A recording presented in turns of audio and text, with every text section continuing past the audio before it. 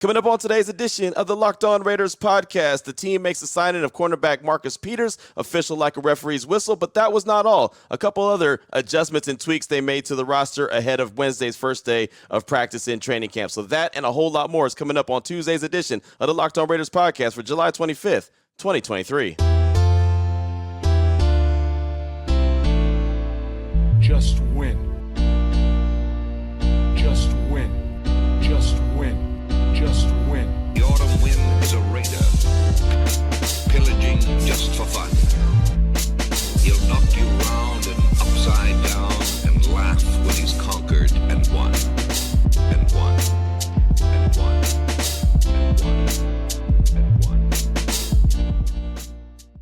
And welcome in, Raider Nation, to another edition of the Locked On Raiders podcast. Thank you so much for making the show your first listen of the day. Make sure you subscribe or follow for free on YouTube or wherever you get your podcast to get the latest edition of the show as soon as it becomes available. And, of course, as always, if you're checking us out on YouTube, it's because my man Ari is doing a fantastic job having us up on YouTube each and every day. Definitely appreciate his efforts. And definitely appreciate you as well, Raider Nation, for checking us out on the daily. But you can check out Ari on Twitter at Ari Produces. You know, you can always hit me up on Twitter as well at your boy Q254. And, of course, the Locked On Raider podcast voicemail line 707-654-4693. Got some good feedback coming up in segment number 3. As a matter of fact, straight off that Locked On Raider podcast voicemail line, your calls and texts. That'll close out the show today. Segment number 2, Kevin Oestreicher. He's the host of Locked On Ravens. He actually joined my radio show, Unnecessary Roughness, on Raider Nation Radio 920 on Monday to talk all things Marcus Peters. As soon as I signed on at 2 o'clock Pacific time on Monday, about 5 minutes into the show, the signing of Peters became official. And it's not something that was a surprise. It was something that we expected, but kind of planned it that way that Kevin Oestreicher would join the show to talk about Peters just in case he signed. And, well, lo and behold, he signs before Kevin joined the show, so we were able to talk all things Peters. So you'll hear that conversation coming up in segment number 2. Again, that's with Kevin Oestreicher, host of Locked On Ravens, talking all things Marcus Peters. Here in segment number 1, news and notes of the day, as I always do. And please believe the Raiders had a lot of moving and shaking going on, a lot of news and notes to get to here in segment number 1. Before we do any of that, though, I do want you to know that this episode of the Locked On Raiders podcast is brought to you by eBay Motors. A championship team is about each player being a perfect fit. Same with your vehicle. So, for parts that fit, head to eBay Motors and look for the green check. Stay in the game with eBay Guaranteed Fit. ebaymotors.com. Let's ride. I'm not talking about Russell Wilson. eBay, guaranteed fit, only available to U.S. customers. Eligible items only. Exclusions do apply. So later on this morning, about 9:30, we'll be talking to head coach Josh McDaniels in the Intermountain Healthcare Performance Center, and that'll really be the opening to training camp. Some teams have the head coach talk. Some teams have the owner, like the Cowboys have Jerry Jones. Some teams have the owner and they have the head coach talk. But this will be Josh McDaniels, and that'll really open everything up and let it be known that training camp is here. Of course, the first day of practice is actually at Wednesday, but being able to talk to Coach about all things going on, of course, the signing of Marcus Peters and more. They made more moves on Monday as well. So that's going on this morning at 9:30 a.m. Pacific time. And, of course, any kind of good stuff that comes out of that we'll bring to the podcast on tomorrow's show. And, again, the first day of practice will be Wednesday from 8:30 a.m. to 10:30 Pacific time. And then player availability will be made right after that. So, again, that's the next couple days. We don't have a full week yet planned for Raiders training camp, but as I get it, I'll definitely bring it here to the tables. Now, the big news for the Raiders on Monday was the fact that Marcus Peters did sign with the team, a 1-year up to $5 million deal, so not a whole lot of money, pretty reasonable price right there, and you get a veteran cornerback. So the Raiders put out an email saying Peters enters his 9th NFL season, first with the Raiders after having spent the past 4 seasons, with the Baltimore Ravens. He was a first-round pick by the Chiefs back in 2015. He spent 3 years with that team before joining the Rams for a season, and then, of course, the Ravens. 3-time Pro Bowler, 2-time Associated Press first-team All-Pro. Over his career, he's played in 104 games with 103 starts, 346 total tackles, 2 sacks, 32 picks, 92 passes defense, 12 forced fumbles, 10 fumble recoveries, and 7 defensive touchdowns. So not too bad for Marcus Peters. Again, he's 30 years old. Obviously, he missed the 2021 season because of the fact that he had the ACL. Came back in 2022. Wasn't fantastic, but again, it was 1 year removed from the torn ACL. And Paul Gutierrez from ESPN actually put this note out. He put a good write-up on ESPN.com, but this is just a little bit of it. He said the 30-year-old Peters, 7-year veteran who missed the 2021 season with a torn ACL, was a free agent for the first time and is coming off a career low 1 interception last season for Baltimore. But his 32 career picks are 26 more than the rest of the Raiders cornerbacks combined. The The Raiders' 6 interceptions as a team last year were tied for an NFL low, and only 2 picks came from a cornerback, backup Amik Robertson. Las Vegas was also last in NFL in interceptions in 2021, also with 6. That comes from Paul Gutierrez on Twitter, on ESPN, but also on Twitter. So it got me interested. And I understand what he's saying about 26 more picks than the rest of the cornerbacks in the Raiders room. So I went back and thought, okay, well, who's on the roster right now, and how many career picks do they have? As Marcus Peters has 32 career picks. Nate Hobbs, 1 career pick. Amik, 2. Brandon Faison, 1. Tyler Hall, 0. Duke Shelley, 1. David Long is actually the high man, 4 picks. Bryce Cosby, no career interceptions, no stats, no games played. Azizi Hearn, Jacorian Bennett, Jordan Perryman, all rookies. Bennett was drafted in the 4th round. Hearn and Perryman were undrafted free agents. So look at that cornerback room, just the cornerbacks. Look at that room. You have 32 career interceptions by Marcus Peters, and you have 1, 2, 3, 4, 5, 9 from the rest of the cornerback room.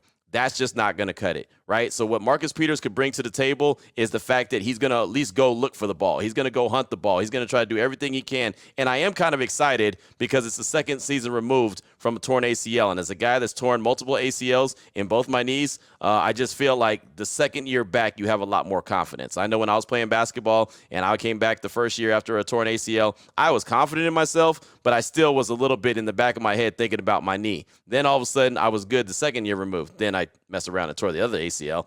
And that's when I knew basketball hoop dreams were over. But, still played the game and still played it after that, after recovering. But it just wasn't the same. But again, 2 seasons removed, I feel like all guys coming back from a torn ACL do a whole lot better. So when players sign with the team, especially free agents, especially ones that, the fan base is pretty excited about or it means something to them, Marcus Peters was asked by Raiders.com just to send a message to Raider Nation. Now, he didn't have a whole lot to say. That will change. Marcus Peters does a lot of talking in the media, on the field, in the practice, whatever, right? He's always going to be talking, but he didn't have a whole lot to say to Raider Nation. But here was his message he said after signing his 1-year deal. Just win, baby. That's the only message I got for y'all. Let's do it. We got to up the standard, and the standard is going to be set. So there you go. Short and sweet from Marcus Peters. I do like how he said the standard is going to change, and the standard is set. And I hope that he means that. And I hope he really goes in and sets a standard. And, I've had a couple people point out to me that they feel like this is almost a Casey Hayward type signing when the Raiders signed Casey Hayward a few seasons back when Gus Bradley was the defensive coordinator. And it was late in the process, signed him on a 1-year deal, and he was the best corner that the Raiders had. Right? That very well could end up being what Marcus Peters is, and that's a welcoming thing. I think that is a really big deal. But the Raiders weren't done with just Marcus Peters, and not to mention that wasn't the only cornerback that actually worked out on Monday. And apparently, from all reports, the workout with Marcus Peters went excellent, went great on Monday, even though I kind of felt like it was a foregone conclusion that they were going to sign him. Apparently, he worked out as well. But according to Ian Rappaport from NFL Network, he also said that the Raiders worked out veteran cornerback Troy Hill on Monday. So he said, along with former Ravens cornerback Marcus Peters, the versatile Hill, who could play inside and outside, started 12 games for the Rams last season. Las Vegas is looking for back-end help before camp opens up. So interesting that Troy Hill also was brought in and, just worked out. And I don't know if they're going to end up signing him or not, but just for the record, he has 8 career interceptions in 97 career games. But as far as guys that they did sign, they weren't done with just Marcus Peters. They signed defensive end Isaac Rochelle, also put out an email about him. They said Rochelle, 6'4", 280-pound defensive end, is in his 7th NFL season. He's spent time with the Browns in 2022, the Colts in 21,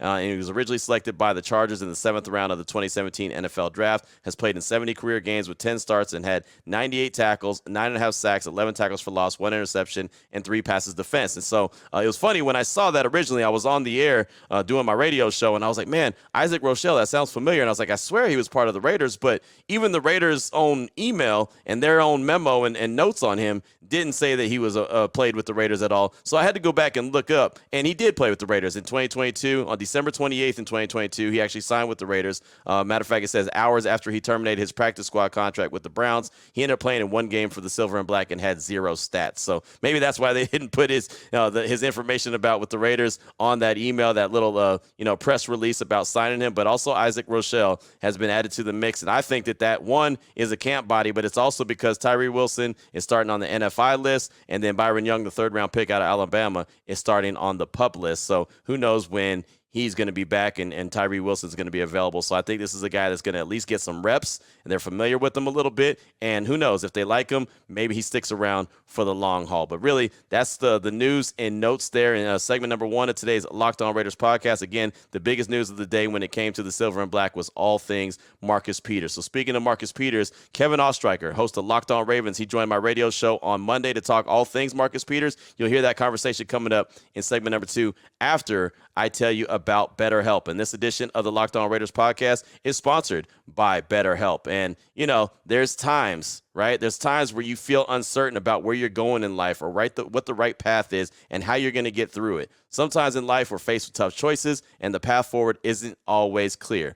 And it doesn't really matter what the situation is or what you're dealing with. It could be about your career, your relationship, or anything else that happens in life, any kind of circumstances, right? Therapy helps you stay connected to what you really want while you navigate life, so you can move forward with confidence and excitement. Trusting yourself to make decisions that align with your values is like anything. The more you practice it, the easier it gets. And trust and believe, every single one of us, nobody is excluded from having tough life decisions or life adversity that will strike at times that we have no idea about, right? It's unexpected, and that's why it's called adversity, and it's really about how you deal with it, and sometimes therapy is the way. So if you're thinking of starting therapy, give BetterHelp a try. It's entirely online, designed to be convenient, flexible, and suited to your schedule. Just fill out a brief questionnaire to get matched with a licensed therapist and switch therapists anytime for no additional charge. Let therapy be your map with BetterHelp. Visit BetterHelp.com/lockedon today to get 10% off your first month. That's BetterHelp,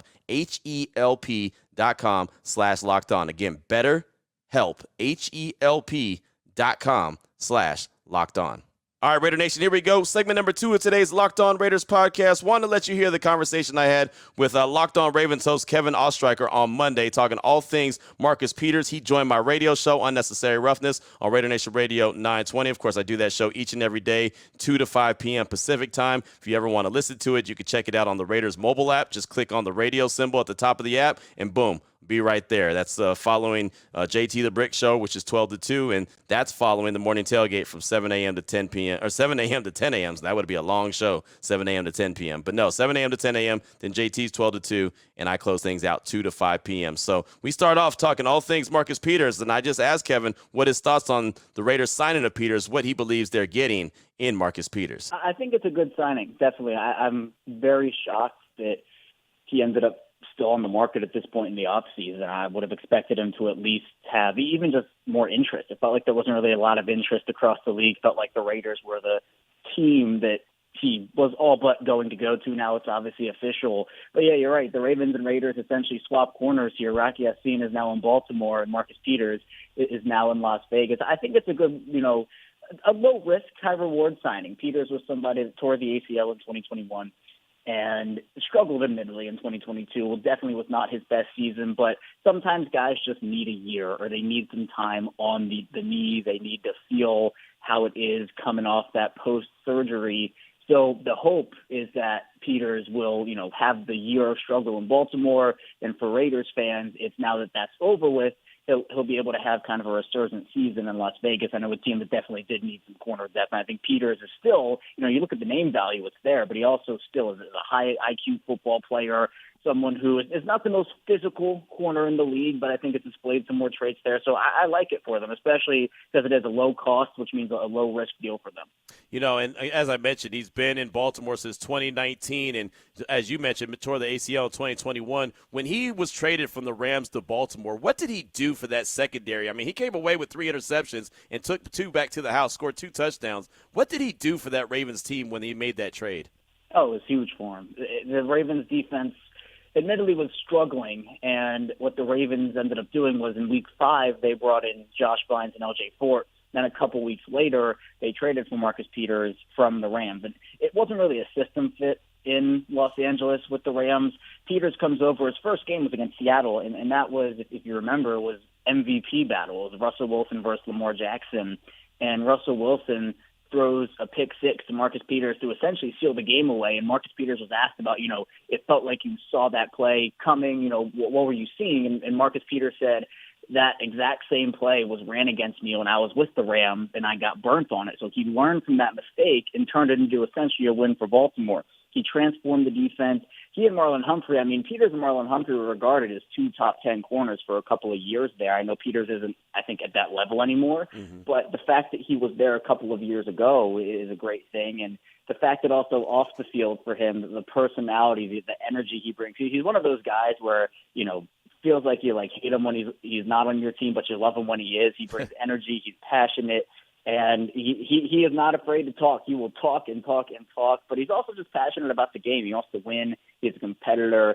And I know he gets maybe a bad rep here and there because of he talks too much, but I actually think it's very healthy competition in that Las Vegas Raiders cornerback room, and now I think he's going to bring that energy and that veteran leadership there as well.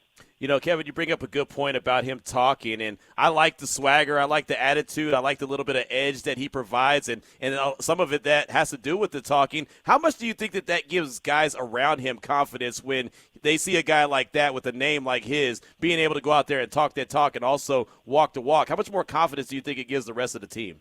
Oh, yeah, it's definitely a factor. I mean, he was someone who, even in 2021 when he wasn't playing, he was out on the field acting like a mini coach almost. He was telling guys what he was seeing, telling guys where to go.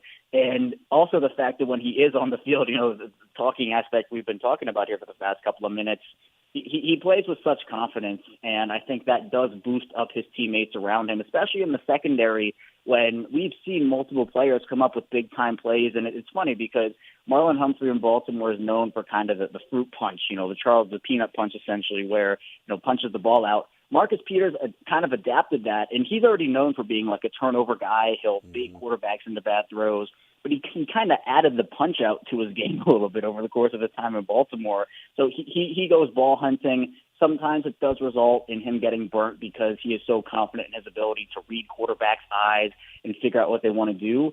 But in today's game, you need those risk takers, especially in a passing league as we know it here. So I know this Raiders team, I think they needed somebody like Marcus Peters. And again, I was shocked he was available this late in the offseason. I thought he would sign a couple months ago, but the Raiders, they get a good deal out of it. They're winners out of this. Kevin, we had a call earlier or a text earlier talking about how Patrick Graham was going to defend Travis Kelce this year. Do you see Peters, and maybe he did this in Baltimore, being a guy that, he just sees one dude and says, all right, that's my guy this game. I'm going to try to take him out of the game. Do you think Peters could play that role with a Travis Kelce? The competitive nature, I would say so. Now, the thing that I would be worried about, we didn't really see Marcus Peters on Travis Kelce a whole lot in Baltimore, and the reason for that, as I mentioned, he's not the most physical player. He's kind of thin, and I don't want to call him frail because he's not, but he's not like this muscle guy, he's going to go and is super. He doesn't shy away from contact, but he doesn't necessarily seek it out all the time. Now, there are plays in Baltimore where he definitely, I'll always remember the 2019-2020 playoff game against Tennessee, and I don't want to remember it because it was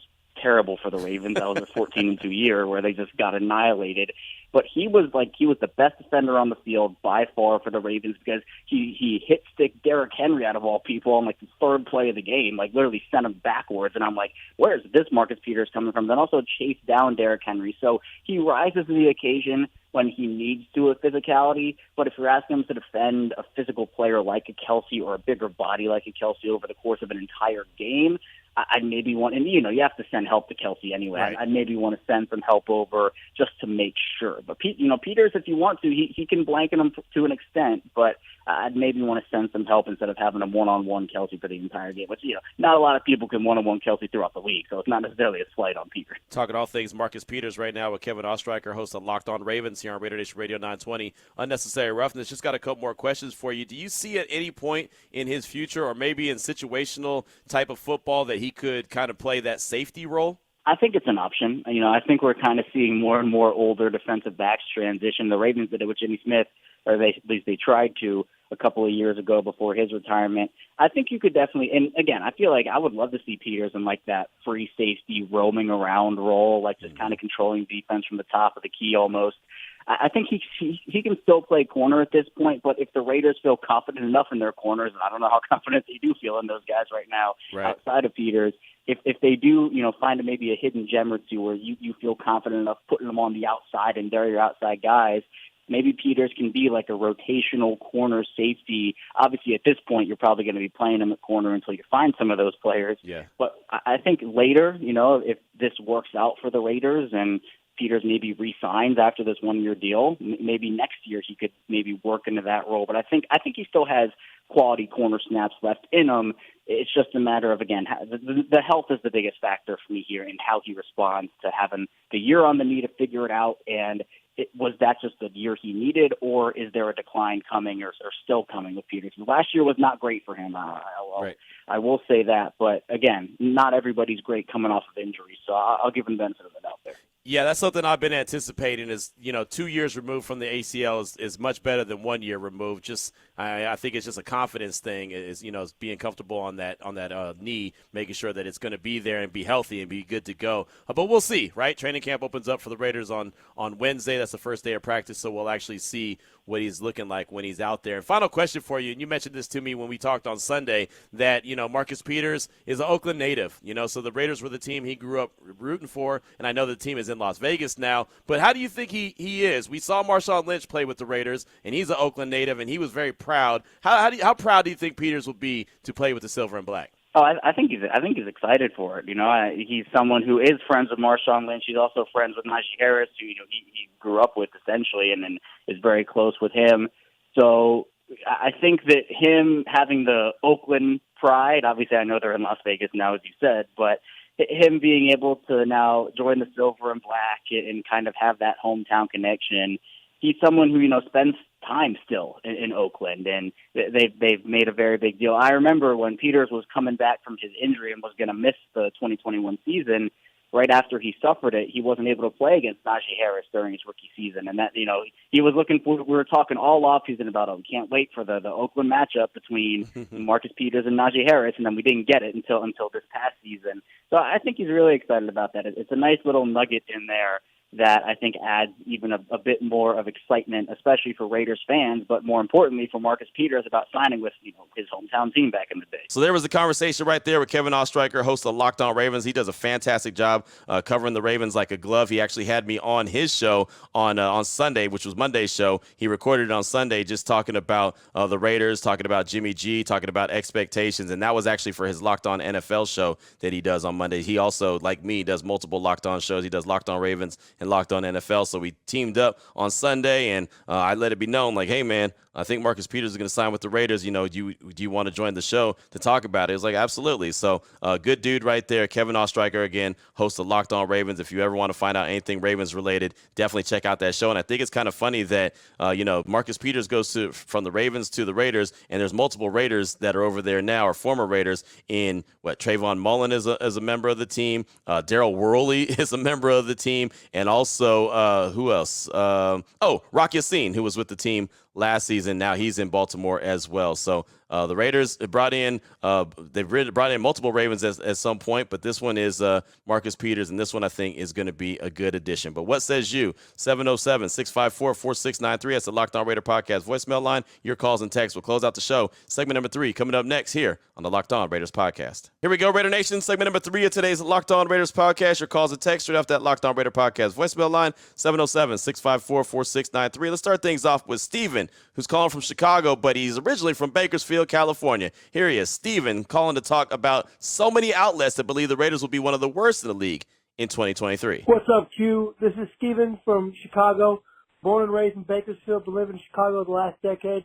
Long-time listener, first-time caller. Listen, I just want to talk about that everywhere else I listen to, all they're doing is bashing the Raiders. My fantasy football podcast, my other football podcast, they're all saying that the Raiders are going to be one of the worst teams out there, and I don't get it. Because when I look at them, we were close in almost every single game last year. We have a pretty elite offensive play caller and some of the best players in the league. I don't get why people are saying we'll be one of the worst teams. What am I missing? Thank you for everything that you do, and I appreciate you every day. Take care. Steven, thanks for the call, my man. I appreciate you. And the reason why I feel people and outlets are saying that the Raiders are going to be bad is because I think there's so much unknown. That's something I've talked about on the show, is that there really is. The quarterback health. Look, we talked about in great length that the fact that Jimmy G passed his physical on Sunday. And so it's a sigh of relief that he'll be available on Wednesday when camp opens up. Matter of fact, I'm going to be on Kay Adams' show, Up and Adams. I've been on that show a couple times. I brought that conversation to the podcast. I'm going to be on that show this morning, depending on what time you're listening to it, about 8 a.m. Pacific time, to talk all things Jimmy G and what the expectations are now that everyone knows he's actually going to be available for Wednesday's training camp and not be on the PUP list or not still have the injury or whatever the case may be. So there's so much unknown around the quarterback situation. There's questions because Jacobs is not signed. The offensive line, can it get better than it was last year, even though they were really good run blocking? Could they be really good in the pass blocking game? Is Jimmy G in Josh McDaniels' system really an upgrade over Derek Carr? And speaking of Josh McDaniels, is he worth the salt as a head coach, or is he just offensive coordinator? And then, of course, another big question is the defense. Is it going to be Max Crosby and them, or are some people going to step up and actually help Max Crosby out? So I think that all those questions lead to most people saying, yeah, I don't know about that team, right? And this is one of the first years, and I've admitted it. I don't know what to expect for this team. I think that they're one big question mark. I think if they do really well, they could be a 10 or 11 win team. I really do. Best case, worst case, I think they could be a 10 or 11 win team. Worst case scenario, I think they could be a 5-win team, and I hope that they're not, and that's a huge window, so that's not really going out on a limb and trying to pinpoint anything, but that's how many questions I have. It's just kind of up in the air. Again, I'm hoping that they're not a 5-win team. That would be terrible, and you want to talk about the questions around Josh McDaniels and Dave Ziegler if they're doing the right thing. The questions would be loud, screaming from the mountaintops, right? And the fire Coach McDaniels chants is even louder than they are right now. So I'm hoping that that's not the case. Again, turnovers, something that the Raiders can't afford to have, is the coach and the front office or others continue to get fired and replaced, because that, again, as I've said many times, that just hits the reset button. And, man, that is just not good. So I think there's a large window. I think the offense could be great if Jimmy G is healthy throughout the course of the season. And I do think that the defense can gel and come together. I think Coach McDaniels will be better in year 2, but these are all thinks, and you know what I mean? There's nothing definitive there, because I can't just tell you for certain that, this is going to happen. And I think that that's where the biggest hang-up is. And then some other situations when it comes to national media, a lot of people are just reading what others are writing or what others are saying and taking it for gospel because they really don't know. It's and as I've done a lot of national radio now, it's one of those things where, you just kind of, you don't always know exactly what you're talking about, but you're just going off of what most people's general thoughts are. So sometimes that's why it's out there like that as well. But honestly, I think the questions about the team are really the biggest reason why people think that it's going to be a really bad team. But it's up to the Raiders to go out there and prove them wrong. And that's all it is. And I think that provides a little bit of chip and a little bit of edge, because please believe, I don't care what any of those guys say, they all hear all the conversation, all the chatter, all the doubting. They all hear it. Coaches, players, GMs, owners, they hear everything.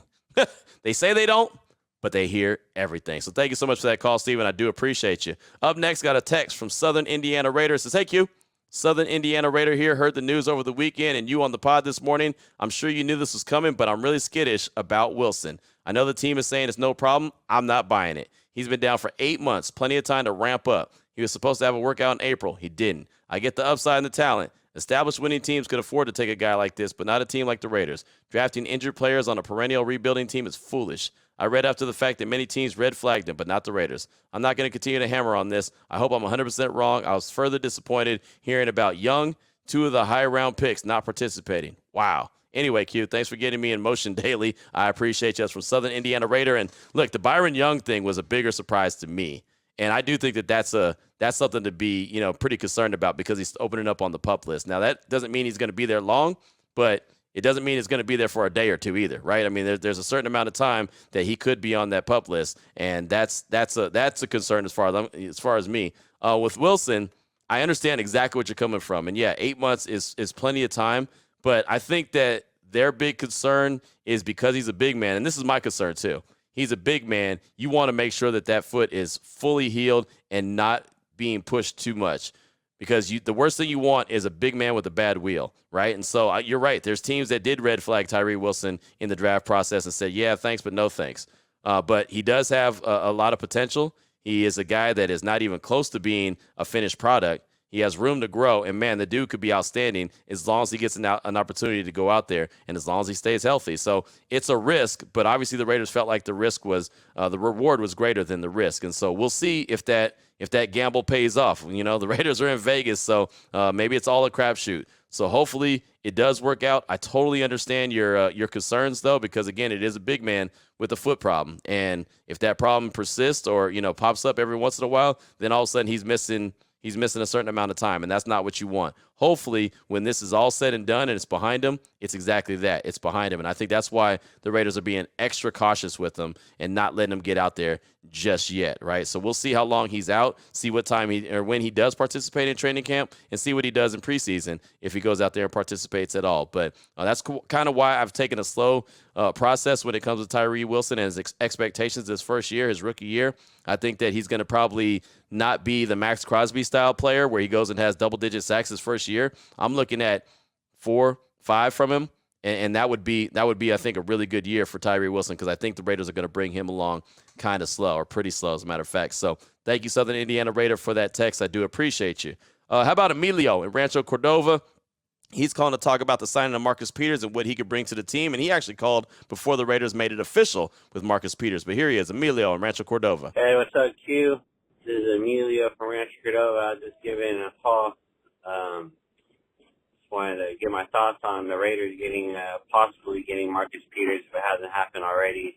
I feel like that would be good for our defense. I see us signing Marcus Peters very similar to how when we signed I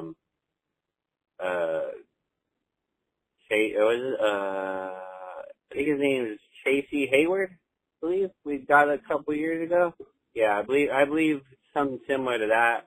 I believe he's going to bring that veteran presence to the young core defensive backs if we get him, and it'd just be a really good, solid signing. I don't really think he'll probably had to give up too much, maybe about like $2 to $5 million a year, which would be worth it.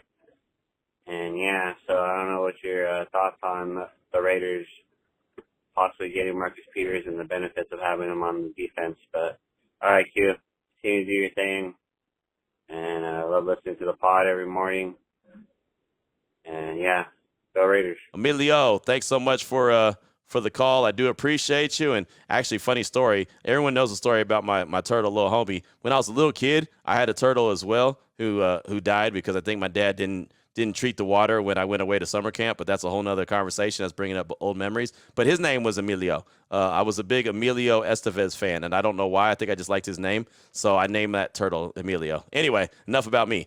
Back to your call. I do appreciate the call, and I said it earlier in the show that I think the Marcus Peters signing could be similar to Kelce Hayward, except for he's better at ball skills, right? He has the ball skills to go make plays. So, that could end up turning into that, and he being the best player in the secondary. I went over the guys and their interceptions for their career that are in there in camp right now as far as the cornerback room. Obviously, Marcus Peters is head and tails way above them, right, with 32 career interceptions. So he could end up being that guy. And you were spot on about the salary. 1 year up to $5 million. That's just about what you said. So, that's all, like I said, all spot on. And I do expect some pretty good things from Marcus Peters. I don't know, if he's going to be able to play all 17 games, what the scenario will be. But I do know when he's out there may be a couple times where he gets burned because he's looking for that interception. He's looking for that big play. So he may get frustrating at times, and he's an emotional dude at times too. He gets fired up. But I do know one thing, that he will come up with a interception or two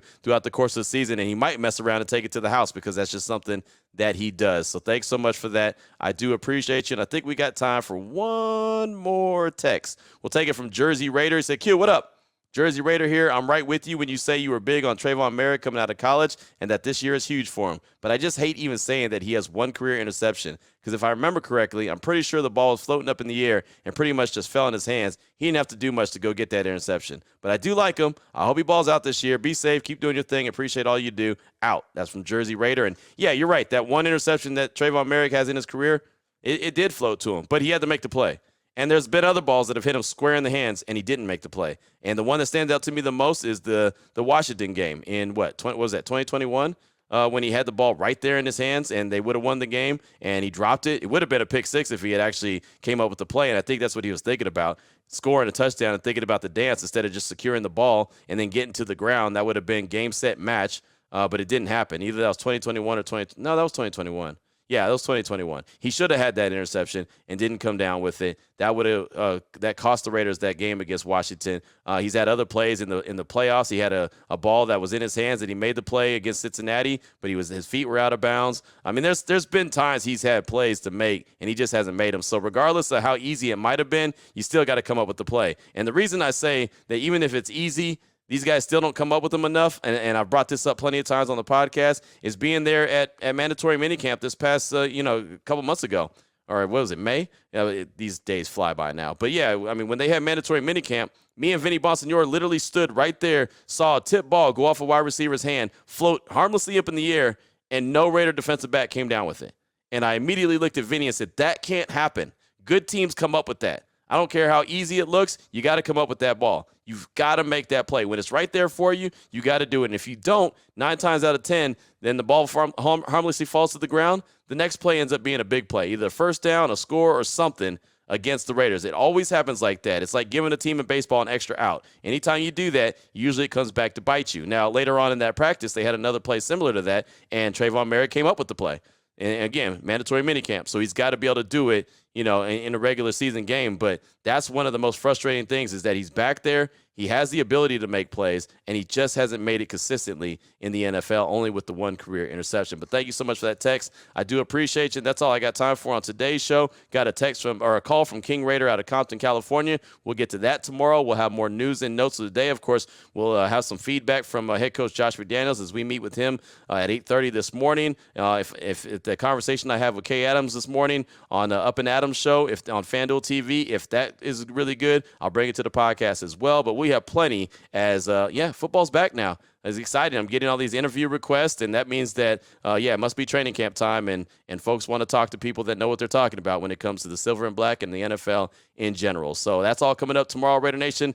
Take care of yourself. Take care of your family. Love on your family. Most importantly, as always, just win, baby.